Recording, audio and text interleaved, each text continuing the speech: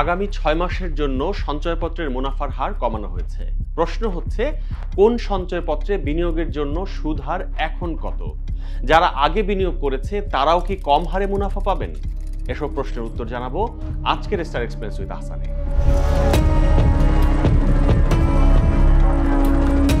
সরকার সিদ্ধান্ত নিয়েছে সঞ্চয়পত্রের সুদের হার কমানোর, যেটি গত 1 জুলাই থেকে কার্যকর হয়েছে। গত সোমবার এ সংক্রান্ত একটি প্রজ্ঞাপন জারি করেছে অর্থ মন্ত্রণালয়ের অভ্যন্তরীণ সম্পদ বিভাগ। আয় ও ঋণ ব্যবস্থাপনার অংশ হিসেবে সরকার সাধারণত 6 মাস পর পর সঞ্চয়পত্রের সুদ হার নির্ধারণ করে থাকে। নতুন মুনাফার হার অনুযায়ী সঞ্চয়পত্রের সর্বোচ্চ সুদ হার হবে 11.98% এবং সর্বনিম্ন সুদ হার হবে 9.72%। নতুন নিয়ম অনুযায়ী যাদের বিনিয়োগ কম তাদের সুদ হার তুলনামূলকভাবে বেশি, আর যাদের বিনিয়োগের পরিমাণ বেশি তারা সুদ পাবেন কিছুটা কম। এক্ষেত্রে সীমা নির্ধারণ করা হয়েছে 7,50,000 টাকা। অর্থাৎ সঞ্চয়পত্রে আপনার বিনিয়োগ যদি 7.5 লাখ টাকার কম হয় তাহলে আপনি তুলনামূলকভাবে বেশি সুদ হার পাবেন, আর 7.5 লাখ টাকার বেশি বিনিয়োগের ক্ষেত্রে সুদ হার পাবেন কম। সার্বিক বিবেচনায় প্রায় প্রতি ক্ষেত্রেই সঞ্চয়পত্রে বিনিয়োগের মুনাফার হার 570 টাকার মতো কমানো হয়েছে। এদিকে বিশ্লেষকরা মনে করেন যে চলতি অর্থবছরের বাজেটে করমুক্ত আয় সীমা বাড়ানো হয়নি, সেই সঙ্গে এখন সঞ্চয়পত্রের সুদ হারও কমানো হলো। তাছাড়া জিনিসপত্রের দাম বৃদ্ধির কারণে 2 বছরেরও বেশি সময় ধরে সাধারণ মানুষ এমনিতেই কষ্টে আছে।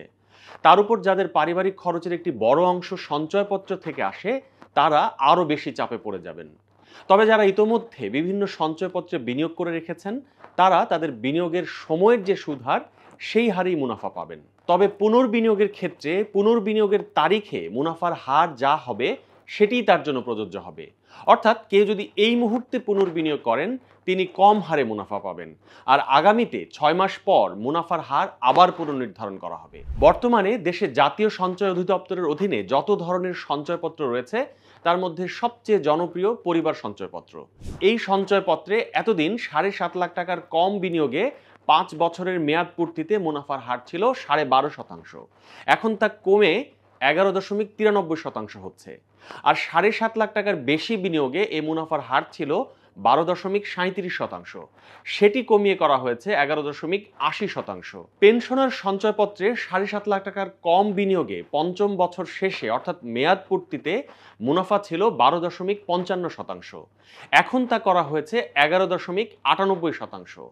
7.5 লাখ টাকার বেশি বিনিয়োগের ক্ষেত্রে মুনাফার হার ছিল 12.37%, এখন থেকে তা হবে 11.80%। 5 বছর মেয়াদী বাংলাদেশ সঞ্চয়পত্রের মুনাফার হারও কমানো হয়েছে। এ সঞ্চয়পত্রে 7.5 লাখ টাকার কম বিনিয়োগে মেয়াদ পূর্তিতে মুনাফার হার ছিল 12.40%, এখন থেকে তা হবে 11.83%। 7.5 লাখ টাকার বেশি বিনিয়োগে মুনাফার হার ছিল 12.37%, এখন থেকে তা হবে 11.80%। এছাড়া 3 মাস অন্তর মুনাফা ভিত্তিক সঞ্চয়পত্রে বিনিয়োগ করলেও মুনাফা কমবে।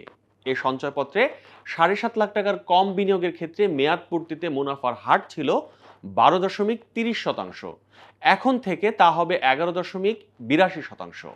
7.5 লাখ টাকার বেশি বিনিয়োগের ক্ষেত্রে এই মুনাফার হার ছিল 12.25%, এখন থেকে তা হবে 11.77%। এর বাইরে ডাকঘর সঞ্চয় ব্যাংকে মেয়াদি হিসাবেও মুনাফার হার কমিয়েছে সরকার। 3 বছর মেয়াদ পূর্ণ হলে এবং 7.5 লাখ টাকার কম বিনিয়োগে ডাকঘর সঞ্চয়পত্রে মুনাফার হার ছিল 12.30%, এখন থেকে তা হবে 11.82%। 7.5 লাখ টাকার বেশি বিনিয়োগের ক্ষেত্রে এ হার ছিল 12.25%, এখন থেকে তা হবে 11.77%। পরিপত্রে আরও বলা হয়েছে জাতীয় সঞ্চয় স্কিমের আওতায় wage earner development bond, US dollar premium bond, US dollar investment bond ও ডাকঘর সঞ্চয় ব্যাংক সাধারণ হিসাবের মুনাফার হার আগের মতোই থাকবে। ডেইলি স্টারের আপডেটেড নিউজ এবং ভিডিও পেতে আমাদের ইউটিউব চ্যানেলটি সাবস্ক্রাইব করুন, ফেসবুকে লাইক দিন, কমেন্ট করুন, শেয়ার করুন। সুস্থ থাকুন, ডেইলি স্টার সঙ্গেই থাকুন।